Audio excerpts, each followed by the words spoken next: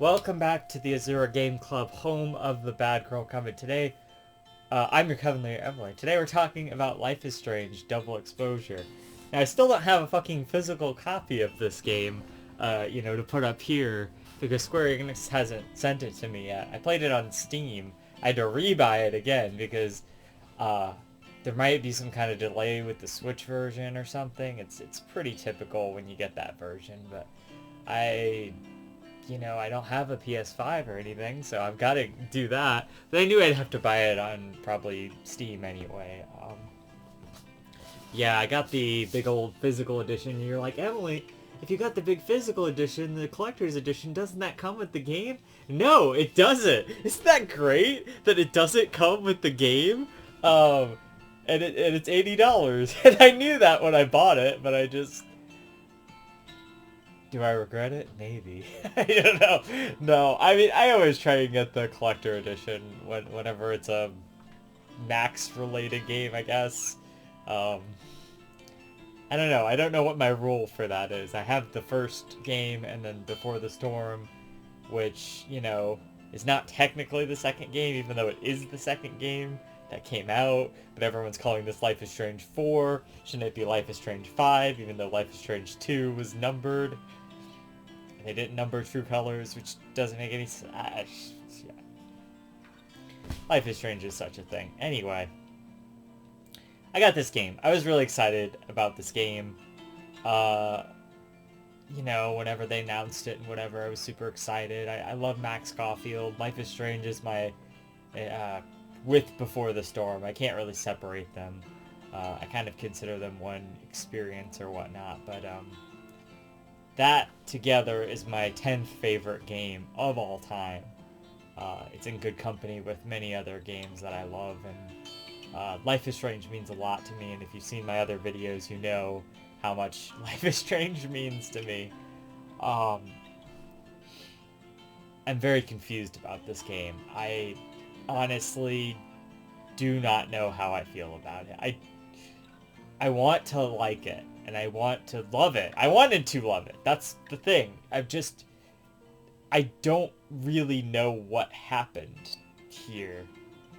Did anything happen? I mean, we got to spend time with these characters, but there wasn't really any sort of thing outside of that. And it's very heavily reused locations. Like, a lot of times, they'll just reuse the same location again and again.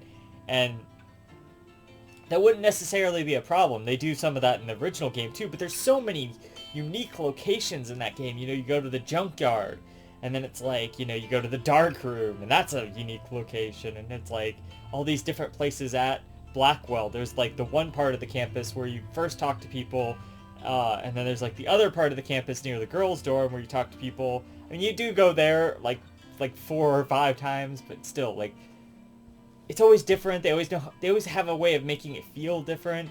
You're inside the building a couple of times in different scenarios, and it feels different. You go to the pool. You only ever go to the pool, you go there for the Vortex Club party. Never mind. But it's so different at that point, and that's what's cool about it. A lot of these just kind of feel like the same locations again and again. And we're constantly seeing the same characters.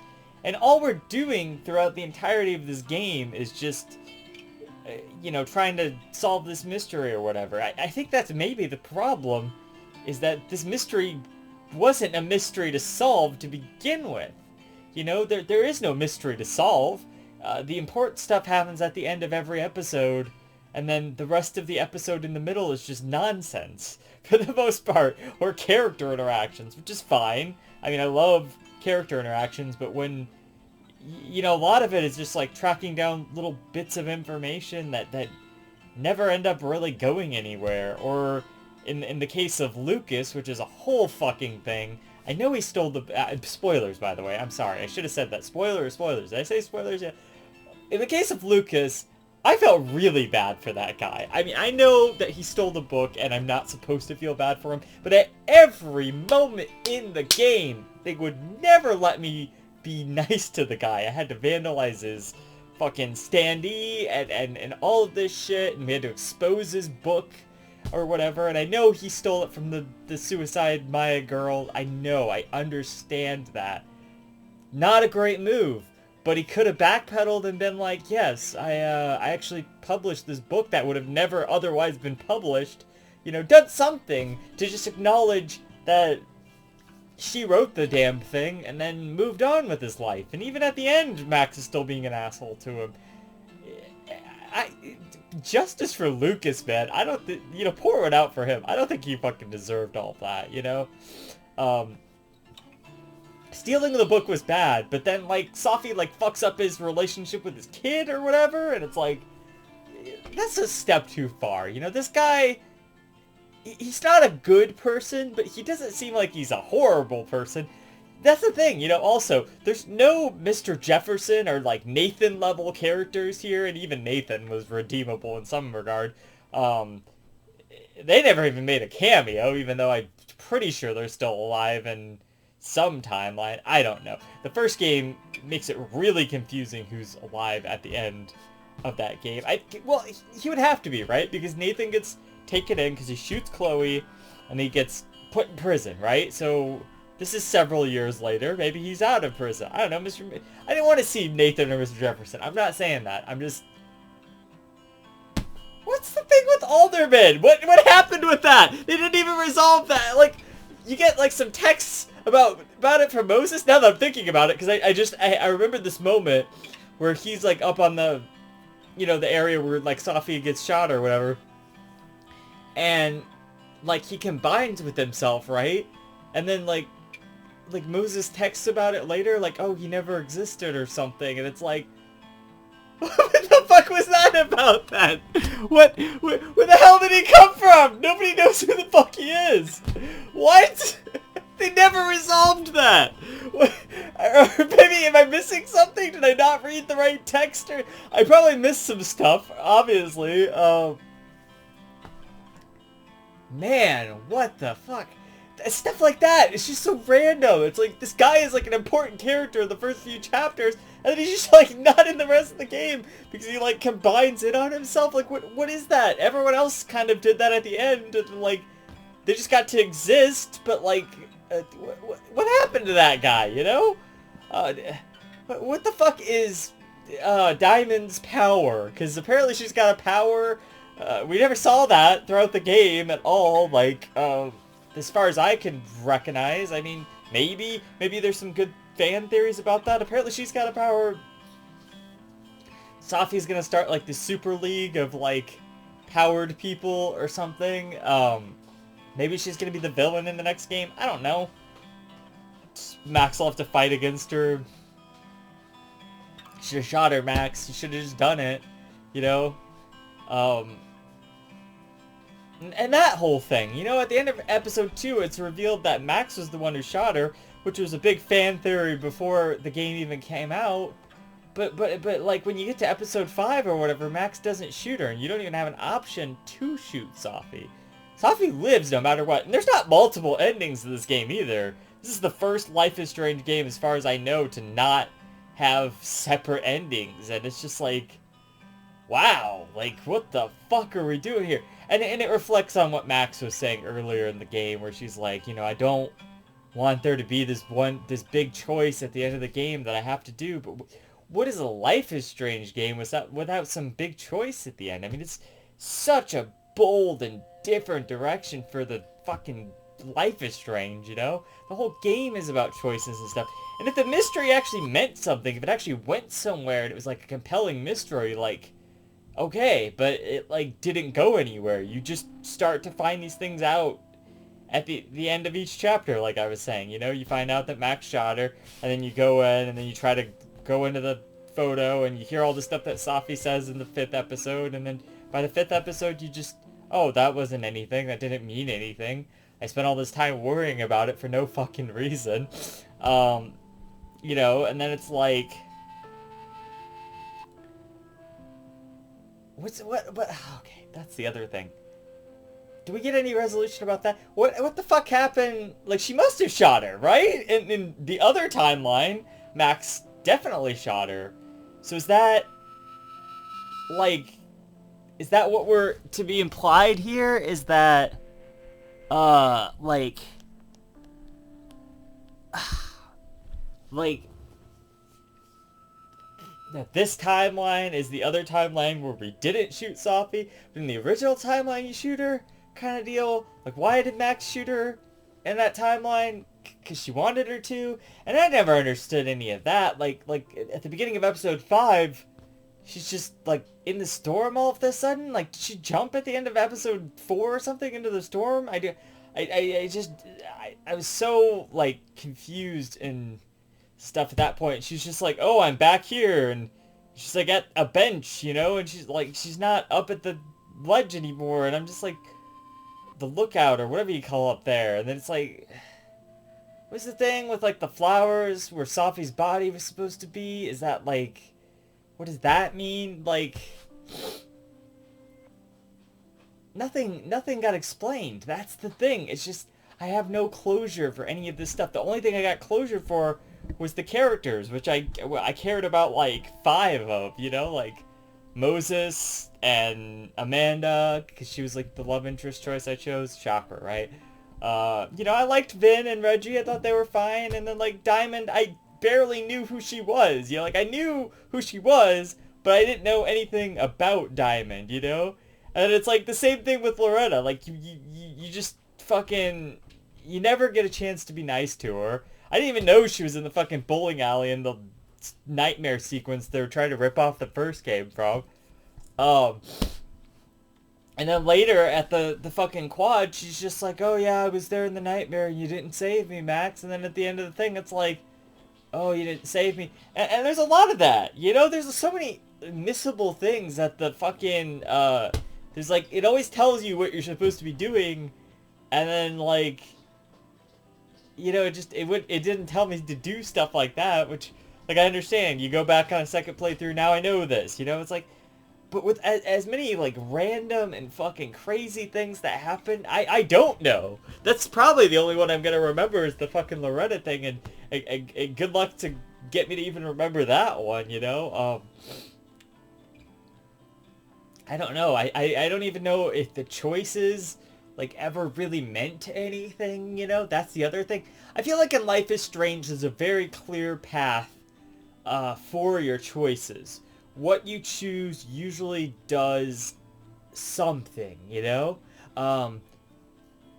There's a couple of them that don't really mean as much, but here I feel like every time I choose something, it really never did anything, you know? It never meant anything. And that's the thing. It just felt like, I don't want to say like the beta version of this game, but it's like, there should have been more to it, you know? There should have been more added here to kind of make it more in-depth. And I had a really similar, like, problem with True Colors, you know, which is interesting because being a Deck 9 game, and then it's like, what happened, guys? Like, you did Before the Storm. That was, like, a perfect follow-up to Life is Strange. Even that game had its problems with, like, Chapter 3 and whatever. Is like, just the weirdest shit. It's like the weirdest left turn from what we were expecting to have happened.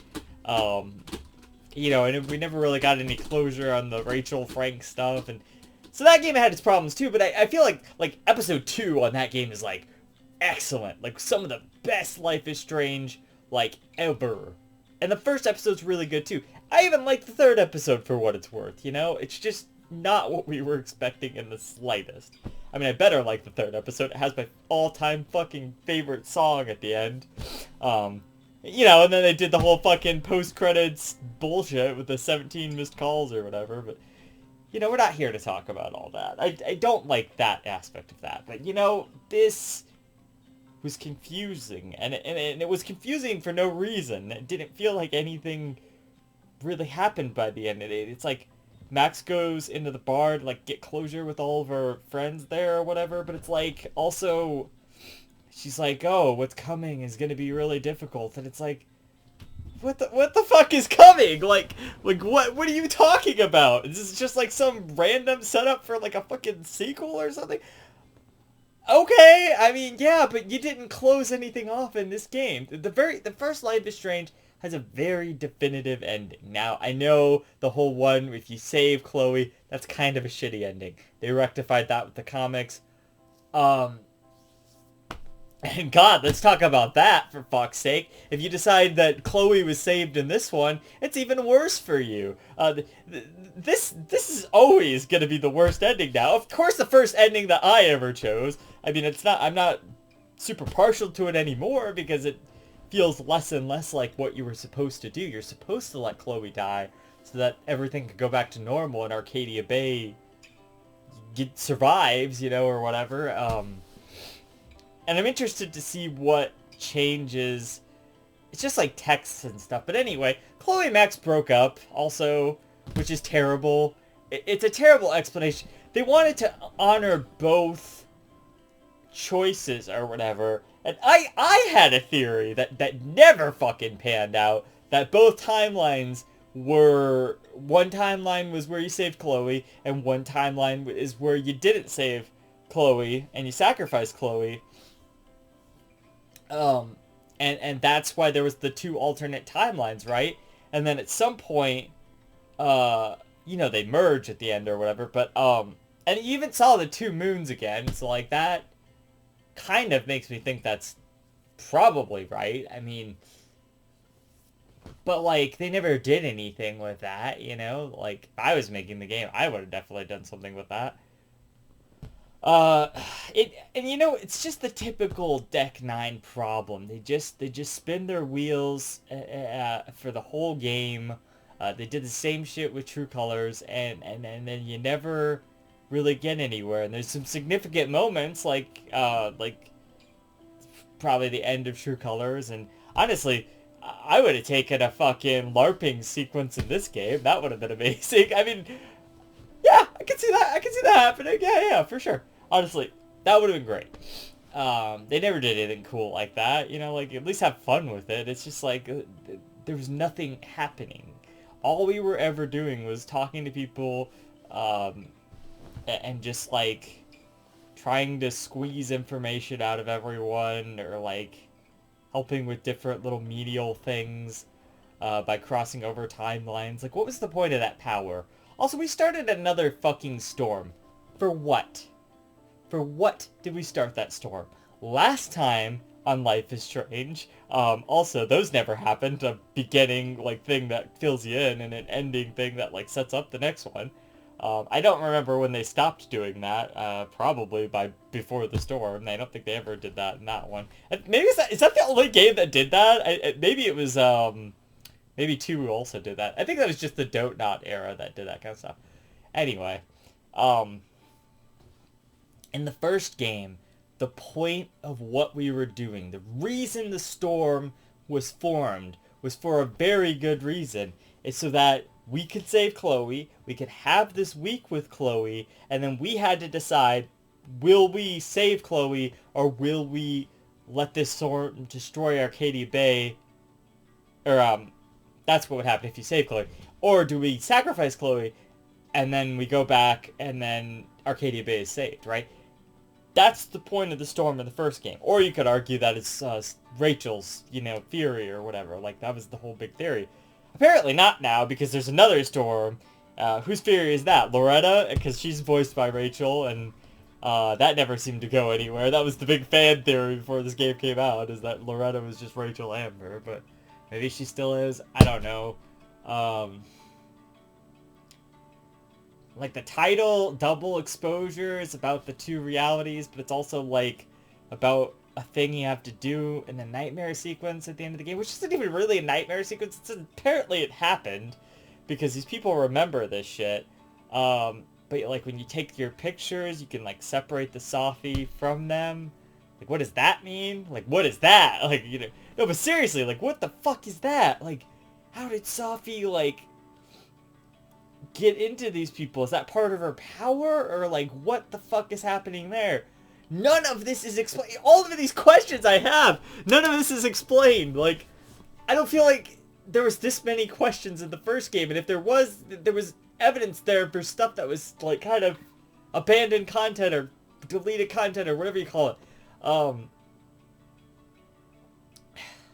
Unused content. Like, you know, it was fun to theorize about, but it's like, it wasn't, like, essential to understanding the game. Like, Max's powers, it doesn't really matter where they came from. They came from her trying to stop Chloe from dying. And, like, Safi, like, she's just like, oh, I just kind of got these powers. It's like, what the fuck? Like, what? What? What? Like, no traumatic event or something? I mean, I know her parents split up or something, and, like... But, like, she never really... You ask her about it, and she, like, never explains, like, how she did it. Like, she's a shapeshifter. I don't know if I mentioned that yet. Like, this weird reveal at the end of the third one. Like, there's an alternate Max, and I'm like, okay, this makes sense. There's 2 alternate realities. There should be 2 Maxes. The alternate Max is the one who would have shot Safi. That makes sense. But then you chase her down, and it's just fucking Safi. And it's like, now Safi has powers. It's like, what the fuck? You know, it's so bizarre. It just... I don't know what to make of any of it. If there is any game where life really was fucking strange, it's this game. You know, life is very strange. Life is confusing, is what this game should have been the motto of this game.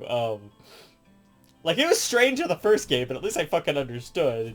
We were fighting for our best friend and understanding this. And that's the other thing in this game. Half the game you don't even, like, really spend with Safi. You don't build up this relationship like you do with Chloe. Chloe is a focal point, an anchor point, whatever you want to call it. She is a big deal in the first game, and you love Chloe or you hate Chloe. You feel some kind of way about Chloe because she is there for like 80% of the game, you know, in some regard. And it is Max and Chloe's story. Here, you're hearing about Safi a lot. She's more like Rachel Amber in the original game, you know, where you never really see her, or she doesn't really have an impact on the game other than the fact that you're trying to find her. I mean, that basically is right. Yeah, it absolutely kind of... I mean, really, you're looking for the Max that shot Safi, but, like, that's you, or is it you, or is it Safi? I don't know. I don't get it. I need to watch some videos or something to get this explained to me, because I just do not understand. It does not make sense, you know? I just don't get it. And I don't remember feeling like this from the original Life is Strange. I did whenever I got the bad ending, and I'm going to call it that because it's always been the bad ending to me, where you save Chloe, and I'm like, oh, well, that was short, and, you know, not exactly a good ending to the 20 hours that I just spent or whatever. But, you know, then you watch the other ending, and you're like, okay, so this is, like, the canon ending, but... I you know, and then just this ending, did it, like, do anything outside of, like, set up more stuff? Like, it's just fucking bizarre, you know? It's so fucking weird. I don't understand, like, what are we doing here? Like, what is this game? What's going on here? What is happening, you know? I just want to know. And I was hoping by the end I would understand, and I would have some closure. And I had a little bit, but I mean, I just feel like there was a lot of wasted potential, you know? The concept was sound, you know? You have Max Caulfield, and you bring her back. That, you know, it's mostly for fan service, I understand, but they actually had some good content they could work with there, and they did do some stuff with that. They kind of had to address, obviously, the Chloe stuff, and they address that a lot of the time. They're always like, you know, Max is running from Chloe and all of that, and there's a line in there about that if you choose that Chloe is still alive. She's like, Moses actually is like, oh, you're gonna keep running from that girl, and or whatever. But I didn't choose that. So what he said to me was, are you gonna ever go back to Arcadia Bay?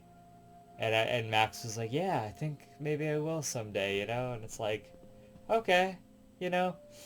Um, Max likes like she goes to explore like abandoned places, and that's like where she takes photos now and stuff. Like, all right, she's like a professor, I guess, at this university.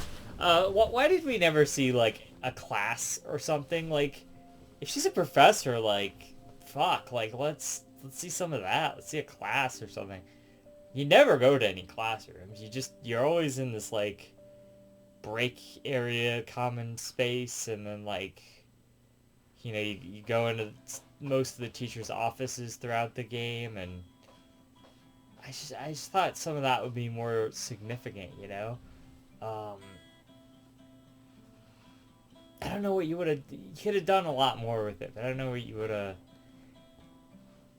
It's just confusing. I'm very confused. I don't know what to make of this game.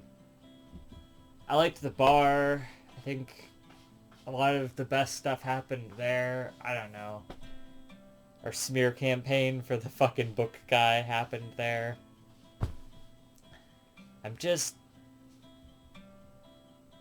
so confused. I don't know. I don't know what to make of this game. And I don't want to feel like this.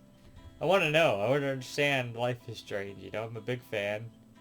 I play all the games. I've literally played all the games so far. Except for the Steph story thing from True Colors. I'll have to play that at some point. I kind of forgot about that. Been busy. Played Echoes of Wisdom. That was pretty good.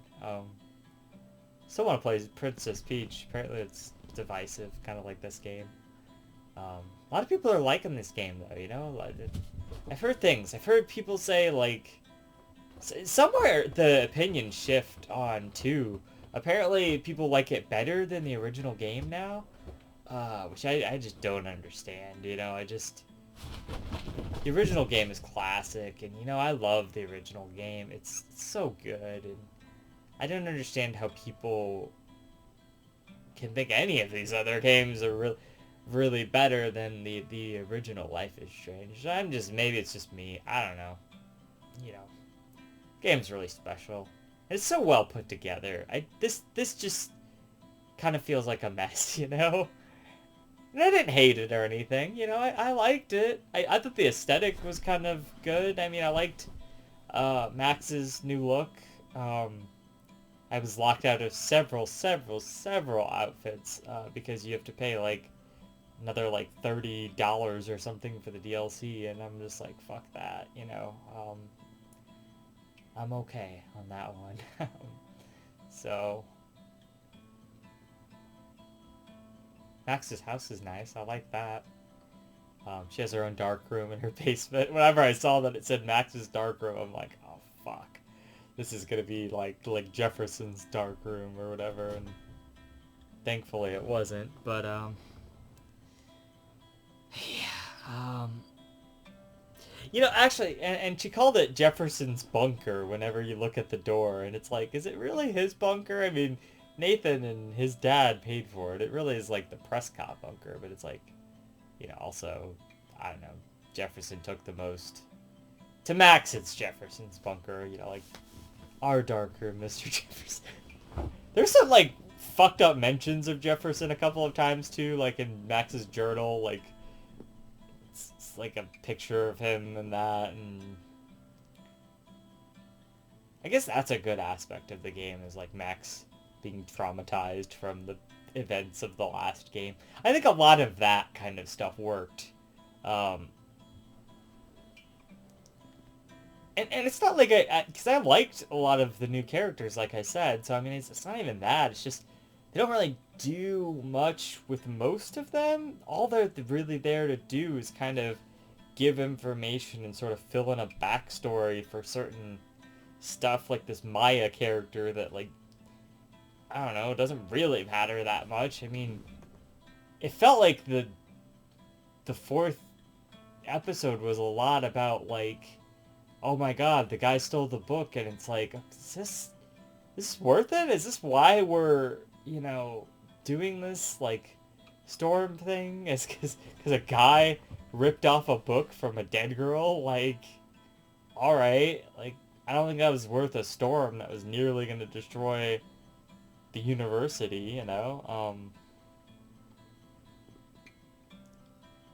like, the storm, was that Safi's powers, or was that Max's powers that caused that? I think it was Max's powers, right? But, like, that's the other thing. Is like, Max needs to stop using her goddamn powers. Like, Max, did you not learn anything after the last game? You created a storm. You stopped it by going back in time. Chloe had to die to teach you this lesson, and you didn't even fucking learn your lesson, This is a big problem I had from the beginning, like, before the game even came out. As soon as I knew there was a Life is Strange Max game, I'm like, well, okay, well, here's the problems they're gonna have to address. Chloe, which they did in a bad way. I liked the way I think it was handled in my version, where, she died and then Arcadia Bay is still alive. I think they did a good enough job with that, but the other timeline where they broke up, that's some bullshit. I'll see how they handle it here or whatever, if I ever replay this game to really find that out. I will at some point. I'm not rushing back to it, though. I got other shit to play, I'm not gonna invest another 20 hours or whatever the fuck. I didn't even think it was that long. I think it was like 15 hours, maybe. The fourth chapter was kind of short. I mean, I remember it only taking me like an hour and a half, so.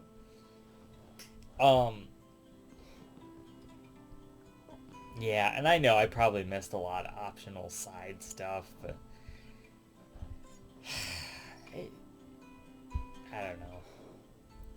I liked the conversations that people were having at the end after the storm, how they were kind of like trying to figure out what the fuck happened, and just hearing normal people react about it, or NPCs you saw around the game a little bit kind of react to it. It's like, oh, this is kind of nice, and there was some nice little stories in there. I stopped and listened to a few of those, and I liked those. I kind of wish there was more stuff like that, Maybe there was. Maybe I missed it. Yeah. Liked Amanda. She was good. She was very back and forth about whether or not she wanted to be with Max, though. That was the other thing, is, like, the dead timeline got, like, really underutilized at some point. Like, I felt like we were spending most of our time in the living timeline. I don't think I ever found even a good reason to, like, switch timelines inside of Max's house or whatever. Like, it's there to do, but there's not really a reason to do it. Apparently there's like a shopping list you can look at or something. It's like one of the choices that I'm just like, whatever. They make some funny jokes about the first game. Like, they have bottles in like the bowling alley place, and she's like, oh, some poor person to have to go and collect all of those again or whatever. And apparently in the remaster version they added 2 more bottles that, like, optional or whatever, which is so funny that they did that, because people are so pissed off with these fucking bottles, I swear.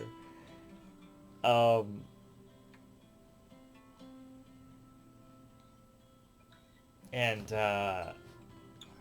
what else? What's the other thing that I noticed that they referenced the first game? I don't know. I can't think of it now. I just had it a second ago, but if something like that with the bottles or whatever. Yeah, they make some little cheeky references to the first game. It's kind of funny. I mean, I love the first game, but with Max being the protagonist, it was bound to happen. Also, at the end there, it's like Max Caulfield will return. It's like, okay, yeah, I bet, like, sure, I guess she will. All right, it's like, did anything happen here? You know, that's my main concern. Did anything really happen here? We got to learn about these characters. I thought it was interesting how they did the part with, like, you switch the telescopes with the not built telescope or whatever, and that's how kind of, like, Moses is a good dude. Like, I like him. He's like the only one you get to really tell about your powers, other than like Safi, until like the end of the game there. And he's so fascinated by them, and I think that's a nice vibe. You know, I feel like they really fleshed that out, and that was good. I liked that, but nobody else really had an emotionally resonant story like his. That would have been interesting if more people kind of like had some. I could barely ever. I got them confused, like timeline wise. You know, you just kind of jump back and forth, and they're like kind of the same. It gets super confusing who's who, which Vin is who, and you know, like which Vin is which. Like they just seem like the same guy to me. You know, it's like maybe there was nuance. There was definitely nuances. There's subtleties in there, but it's just like I don't feel like they utilize this dual reality thing like super to its fullest extent, especially with the characters and stuff. That it's a very good opportunity to do some really interesting things that like never get done, you know. It was more of just like a tool, I guess, for gameplay, whereas the rewind power, I feel like you did some really good character stuff with that rewind power. You know, you got like the alternate timeline. They even did it better in the first game. Yeah, the alternate timeline with Chloe was interesting, and like the, you know, you can't use it to save Kate kind of stuff. You know, like there's, they kind of used that to its fullest, the rewind stuff, and you could do a lot of interesting stuff with the rewind stuff. The alternate reality stuff is just undercooked. You know, there's nothing really super interesting you can ever do with it. You know, it's just you kind of follow whatever the game tells you. Hey, go do this thing with the shifting between reality thing, and it's like it also just kind of makes all the characters seem half-baked too.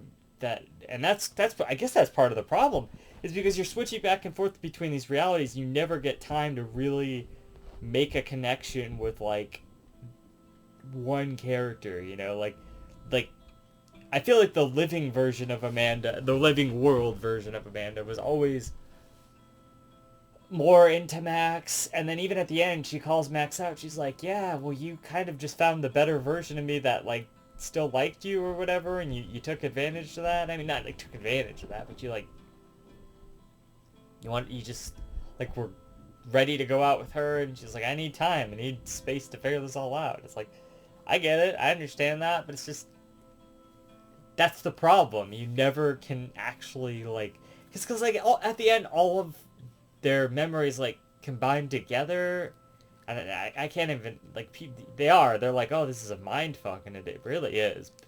You know, it's just, it's so strange and confusing at the end of the day. It just is, you know. And that's the thing. It's weird, man. This game is so weird. It's strange. Life is strange. It's a classic little joke there I'd like to make, but it's just, I didn't even talk about Gwen yet. Gwen's a character. She's a trans girl character. It's good representation, I guess. At first it was like she's all, you know, kind of like get bad vibes, and she's just kind of seems like she could be potentially malicious or whatever. And I'm not gonna say it was a great representation, but I mean, you know, I kind of went down a path where she became more friendly to Max, and everything kind of worked out. I don't know, she was still kind of pissed off at me later, and she didn't want to help me with the projector thing or whatever, but it worked out. It doesn't matter, you know, and that's the thing. It just, I don't know. You know how it said your actions will have consequences? I really don't think they did, honestly. Everyone complains about that in the first game. They're like, oh, well, it's just, you go back in time and it never has any consequence. but it has consequences in the moment, or later on, like, if you piss off Frank, you try to shoot him, he's gonna remember that, and he's gonna be less ready to work out with you later. If you kill his dog, that even that's not gonna be a good look for you, kind of thing. So your actions do have consequences in the first game. In this game, I couldn't tell you what they did. None of my choices really meant that much. I always tried to be nice to these people, and it never seemed to really pan out half the time. I guess they have little ripple effects. Like, I know if you choose certain stuff with Gwen, like, she'll stay or she doesn't get fired or something. I don't know. It's just... It's fucking weird,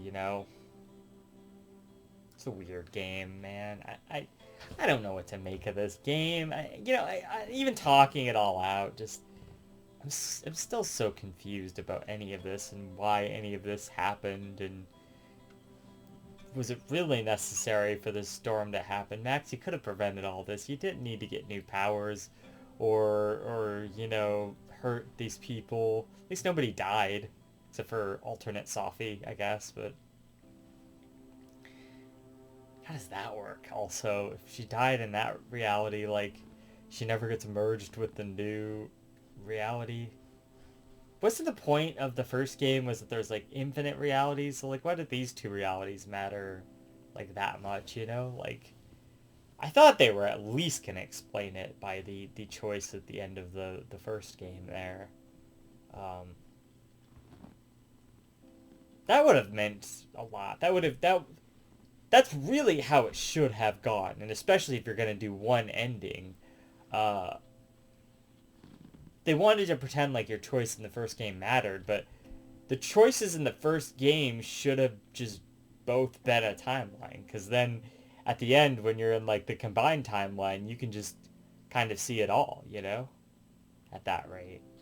I don't know. They want you to replay the game or whatever, but oh, I'm not telling them. I don't even know what to tell Deck 9 at this point. Deck 9, if you're listening, guys, you gotta make your games more coherent, like, or do something, like, better with your time spent in game. Like, I don't just want to talk to a bunch of characters that it doesn't really end up meaning that much by the end, I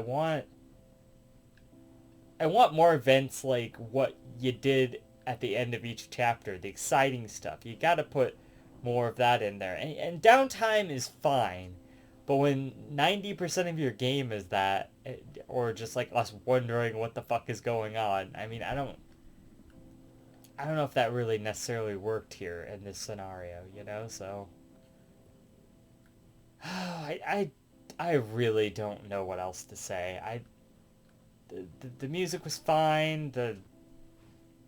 It was a good looking game, I still really like the original art style from the original Life is Strange, and I don't think anybody's gonna beat that. But the expressions on people were a lot better. I mean, that has definitely come a long way. None of this Max touching her face all the time shit, like, very well turned expressions by these characters. You really definitely felt that. So, like, as a technical thing, it looks good. It plays pretty good, but a lot of it is just nonsensical or just strange stuff that doesn't seem to connect or make any sense, or it's just it just doesn't mean anything by the end, That's the other part of it. It's just, I felt like there's so many events in the original Life is Strange game, and you can point to so many moments, There's Max and Chloe hanging at the pool.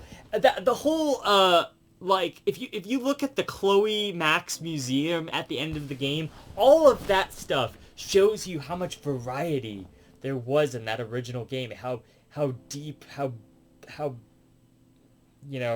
much depth and that there was in your journey, and the emotion that you went through taking that journey. And I just I this game was lacking a lot of that kind of stuff, you know, a lot of that really deep emotional stuff. And maybe they're going for something different, which is definitely what they were doing, but I just never felt any of that. Even in like Life is Strange 2, there was times where I'd feel stuff. That was also a game that confused me a lot, but I've kind of made my peace with that confusion since then. I feel like, you know, and even if that wasn't executed as well as I would have maybe liked, I still thought the Daniel and Sean dynamic was really interesting, and the fact that you were molding this kid, and there was a lot of really emotional scenes in that game. You know, maybe not always they were, but that one also felt a little disjointed as well, and I don't know. Ever since like the first two, I don't think they've ever really gotten back to that same like gripping emotional story that's like a fleshed out, like well told sort of story. It's always felt very weird and disjointed ever since then, with two and True Colors and Double Exposure, and you know, it's like I want to like this game, and I like the game well enough, but I'm just very confused by a lot of what happened. I was glad to see Max again, you know? I mean, I think that's the strongest element of the game is Max, because I love Max, you know? Okay, apparently we got the soundtrack. Um, I love Max, you know? And I love seeing Max again.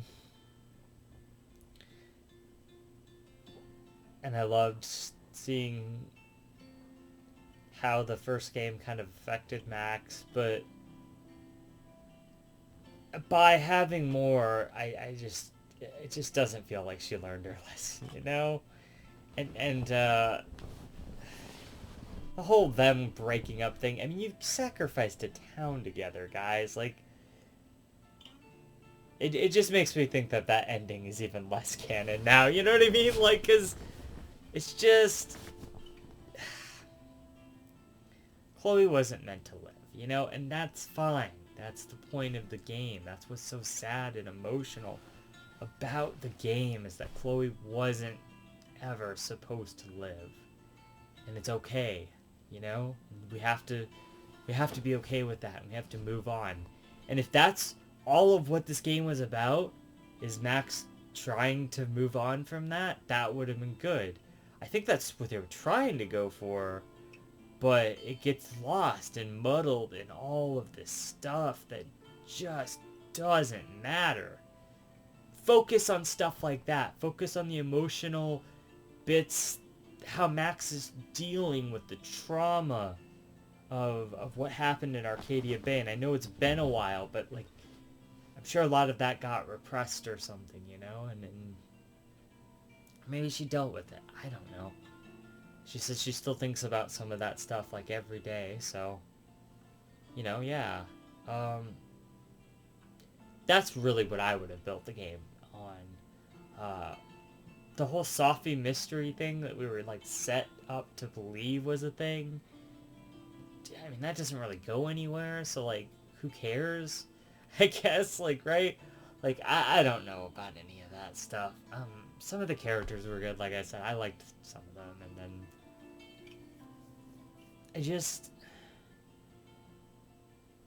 I never got super emotionally invested, and I think that's what the trouble is in the game, you know? I like the characters. I like Moses, you know? Like, he's good. He's fleshed out. He's good. That was probably the best character, you know? Sophie's a fucking mess. I don't even know. I still don't even know half of what she was all about.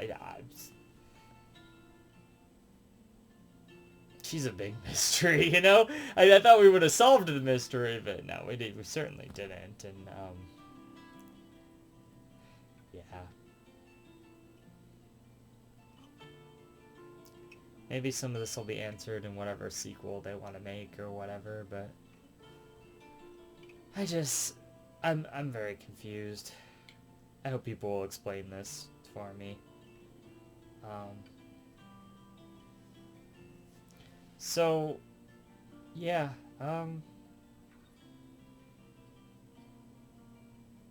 like 6.7 out of 10? I don't know. I want to give it like a 7, but I just don't know if that's right, you know? After all this stuff I've talked about, I'm so confused, and there wasn't really the emotional through line that I wanted, and the original game is so classic, you know? It's so... and it holds up. It's timeless. It's... ironically. You know, at every moment of that game, I love it, you know? You feel it all. It's all so nostalgic, too, and it's just got such a vibe about it, and this game is... It's that tornado. It's a fucking twister of just stuff happening. I don't... fucking... The whole game is just people talking, basically, so... I don't know. And the first game did that, and that was great. And, you know, but they had a story there. There was actually something going on, you know? And they had emotion and all that. I'm just rambling. I'm going in circles, much like the game, you know, so... Tell me why I'm wrong in the comments. Tell me why Life is Strange Double Exposure is the greatest game of all time or something. It's better than the original or something. I don't know. I have lost all enthusiasm because I'm just like so still very confused about everything.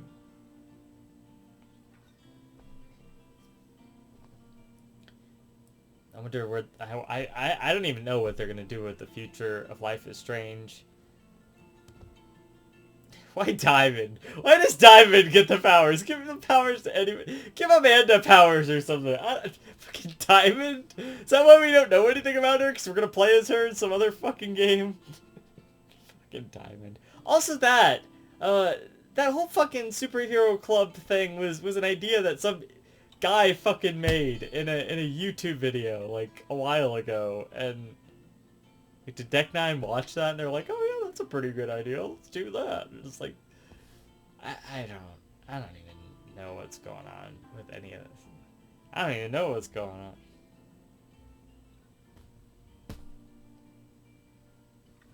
Double exposure! So, yeah. It's crazy fucking game. Crazy fucking world we're living in. Life is fucking strange, you guys. Life is very strange. They were like, the first game didn't really live up to that title. Let's make a game that life really is fucking strange, because it really is. I'm like Max when she's going through the motels, which was so random. You know, she's just like, oh, she's like yawning. I'm tired now of talking about this game, so I'm gonna leave it be. I'm gonna let this one rest. I'll let the internet tell me what they think about it or whatever. I want to like it. I do. Maybe I do. I don't know. I'm very conflicted about it.